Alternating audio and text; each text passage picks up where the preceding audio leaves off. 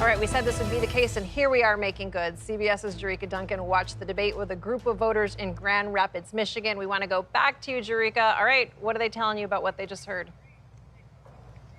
Well, I can tell you that we've all agreed that this was a very civil conversation and one that they weren't necessarily expecting to hear. They were expecting for there to possibly be more jabs thrown. But as I'm asking you guys again, because we were able to talk before we went to the program, raise your hand if you feel like Senator J.D. Vance won this debate.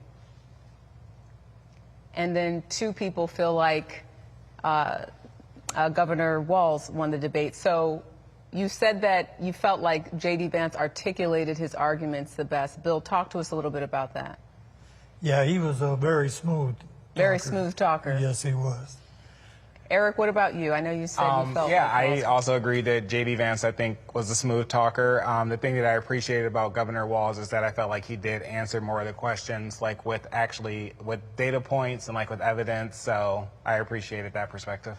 All of you here, when we were talking offline, said that immigration is still a big topic for you. And you all also seem to agree, based on the conversations that you heard when you heard Senator Vance talking about it, as well as Governor Walz.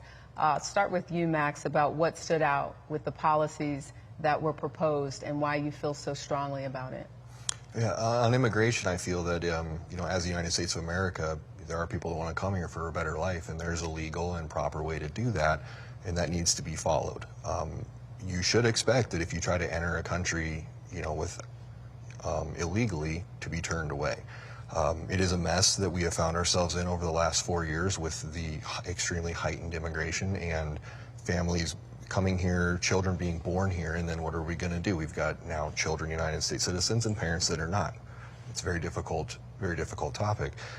With it brings the criminal element here as well, and people coming from other areas that they're from a different culture, and things that were okay necessarily where they came from are not okay here, and it creates a serious problem for our criminal justice system.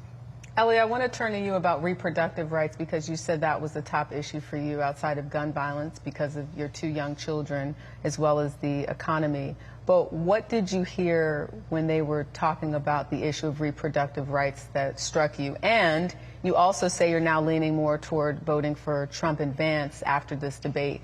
Before this debate started, you said you weren't sure. Yeah, I really liked that Vance said that he was pro-family and not necessarily pro-life or pro-choice. It was pro-family, which I really appreciated, and I think you have to take a lot of considerations into account when talking about abortion, and there's a lot to consider, a lot of medical factors, no matter at what stage of your pregnancy. So it's a hard one to decide for me on that one, because I don't think that there was still a clear answer on what his opinion was or what their opinion will be. But I liked his view on it, that it was more pro-family. Okay, well, we're going to keep talking, and we're going to have more for CBS Mornings tomorrow.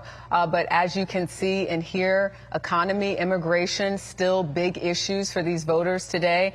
But the biggest takeaway, all of you guys said you were just surprised, impressed, and actually feeling more hopeful after seeing 2 people sort of go at it, but in a very respectful, civil way. So, John, we'll send it back to you in the studio. All right, Jericka, thank you.